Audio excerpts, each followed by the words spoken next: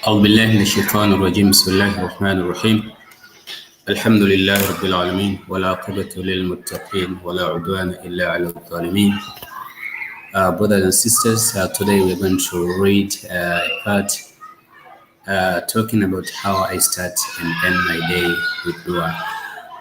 I found it to be interesting article, so we are going to benefit. Hopefully, you are going to benefit too from this conversation.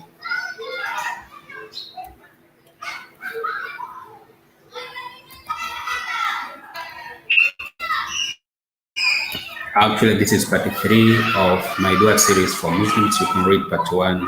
So I dropped the link to this article, so you can go through the article so that you can get access to other important informations. Bismillah. Every minute counts when you are busy Muslim, so you don't have a lot of time to accomplish many extra things in your day. However, I make the time for my dua because it brings more barakah to my time. Not only that, but my day runs smoothly. My heart's at peace and my thoughts don't run rampant with worry. I also don't feel anxious and impatient with my day-to-day issues. The way I start and end my day with dua. It's simple and literally takes me less than 10 minutes a day. As soon as I wake up at Fajr, I say my morning dua before doing anything else. Before going to bed at Isha, I say my evening dua. Before I had memorized my morning and evening duas, I'll read the duas from my phone, which I place on my bedside. I go straight to my duas, ignoring all notifications because I made a commitment to myself to do just that without getting distracted.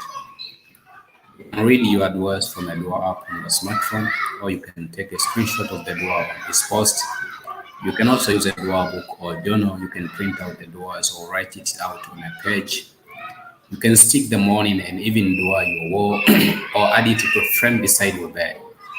This is also good to do for your kids. You can set an alarm on your phone to say morning dua instead of wake up, and the evening dua at bedtime to remember to say your duas twice a day. Now I'm going to share my favorite morning and evening duas, though there are other ones to choose from, and the rest of my worship routine, so you can get ideas of how I start and end my day. This has increased my blessings and patience and strength in my heart. Morning time. Step 1. I recite the morning dua. The morning has come to me, and the whole universe belongs to Allah, the Lord of the world. O Allah, I ask you of you the good of the day, its success and aid, and celestial light and blessings, and seek guidance and refuge from the evil of this day and the evil that comes later. Step 2. Recite the Ayatul Kursi.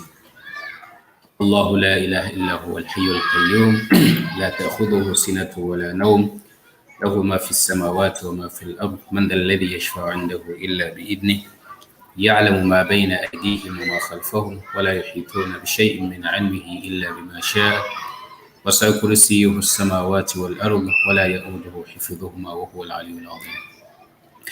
Ayatul Kursi, the throne, is a verse from the Quran that speaks about Allah's unique oneness.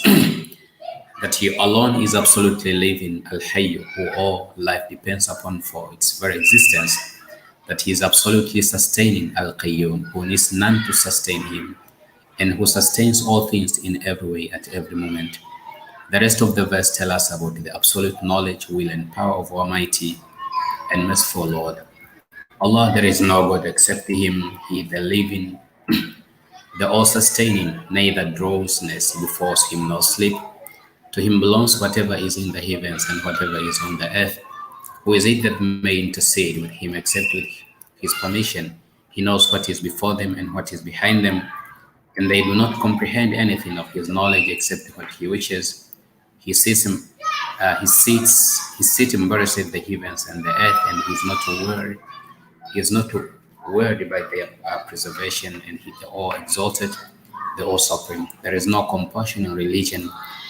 Rectitude has become distant from error, so one who disservices fake deities has faith in Allah has held fast to the firmest handle for which there is no breaking, and Allah is all hearing, all knowing.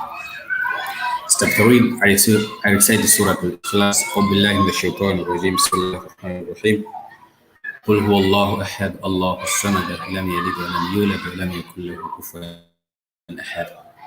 Next, I will recite Surah Al-Ikhlas, which tells us about the absolute uniqueness and perfection of Allah, Al-Ahad, the unique one, that He is absolutely independent, As-Samad, who all depend upon Him, the absolutely self-reliant and the absolutely distinctive from everything in every way.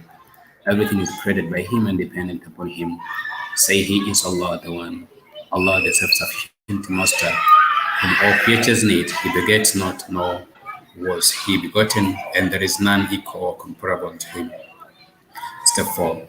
As I said, Surah 2, An-Nas. بالله من الشيطان الرجيم بسم الله الرحمن الرحيم قل أعوذ برب الفلق من شر ما خلق ومن شر غاسق إذا وقب ومن شر النفاثات في العقد ومن شر حاسد إذا حسد بسم الله الرحمن الرحيم قل أعوذ برب الناس ملك الناس إله الناس من شر الوسواس الخناس الذي يوسوس في صدور الناس من الجنة والناس. So I recite Surah Al-Falaq and Surah Al-Nas, which teaches us to seek shelter in the protection, care and mercy of Allah from every type of harm, recognizing that our whole fear, reliance and trust are only upon Him subhanahu wa ta'ala.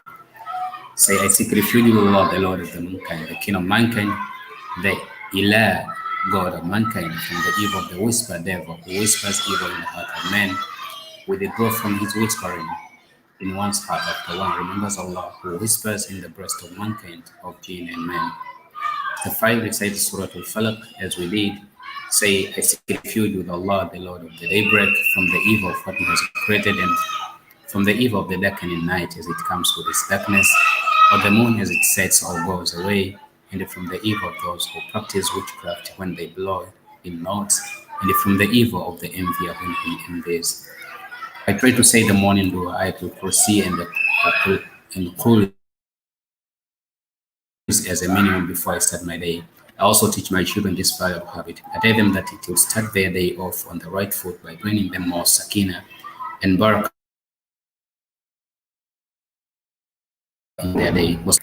When one of you prays, let him start by praising Allah, and let him send blessings upon the Prophet, then let him say dua whoever he wishes. Tell me. Step 4. I ask Allah for forgiveness. I continue my morning worship routine by saying some dhikr. I will say, Astaghfirullah.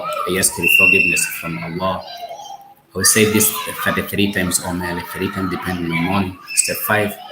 I praise Allah. Next I will say, Alhamdulillah, Subhanallah, Allahu Akbar. Also either 33 times or just 3 times if I'm short of time. Step 6. I send blessings on the Prophet, peace be upon him. When you send salawat on the Prophet, peace be upon him, we gain the same reward for ourselves, and Allah subhanahu wa ta'ala commends it. Verily Allah and His angels send their prayer upon the Prophet. All you who believe, send your prayer upon him as well as peace. The Quran. Say sallallahu alayhi wasallam. I will try to say this 33 times or add more number I can manage. Step 7. I say the duas for the protection. You can find those duas online on a dua app, or you can read my post, the duas I say daily for my protection. Step 8. I say the dua for hardship. You can find those duas online on app dua app, or you can read my posts as you can see in the link. Step 9. I say my personal duas. I wrote a list of my personal duas in my dua journal to remember all I want to ask at this blessed time. Natively, I will say my most important personal dua from memory, the evening time. After Isha, I say the evening dua. I to proceed the Qul is as minimum. If I am able, I also say a few of my favorite duas for protection, especially the one narrated by Abu Darda. I say some duas for hardship if I'm going through a struggle, and recite the dua for illness if any of us are sick, and mention the name of the sick ones. I say my evening worship routine after Isha and not before bedtime, as I noticed I was not keeping its most nights. This was due to feeling tired or distracted by family life or feeling tired. Ideally, I know it is recommended to perform Isha and your evening dua at the last thing you do before you sleep, but I remind myself that it is better to do it than be idealistic and miss it. However, it's always good to aim to improve when you can. Evening dua. The evening has come to me, and the whole universe belongs to Allah, who is the Lord of the world. O Allah, I ask of you the good of the night, its success and aid and celestial light and blessings, and seek guidance and refuge from the evil of this night and the evil that is to come later. Then I will say Ayatul Kursi, the police, some dua for protection, sometimes just 2. Some dua if I'm facing hardship, dua for everyone who is ill, make some light victory, my most urgent personal duas. This is the way I instill dua in my life as a Muslim. It may sound like a lot, but it really takes a very little time. I broke up my routine into steps to make it clear to understand, so I hope it's beneficial for you too.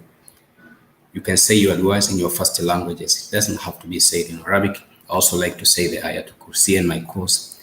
At these times in English, I'm saying it in Arabic in my prayers from memory. This also helped me make the connection of the meanings when I do say in Arabic. Once you have instilled some of these duas as a habit for yourself, I recommend that you teach this valuable start and end to the day to your children. I can honestly say that it has been amazingly beneficial in making me having a great day and therefore sleep at night. I urge you to try it. In part 4, my Dua series, the Dua Say for Hardship and Distress, I share the supplication that can help you during your time of need. And see other recommendations. Also, hopefully, this is beneficial article to all of you. Thank you to Zakia Ali for her time, for the contribution, for the article. I wish you all the best. Assalamu alaikum wa rahmatullahi wa barakatuh.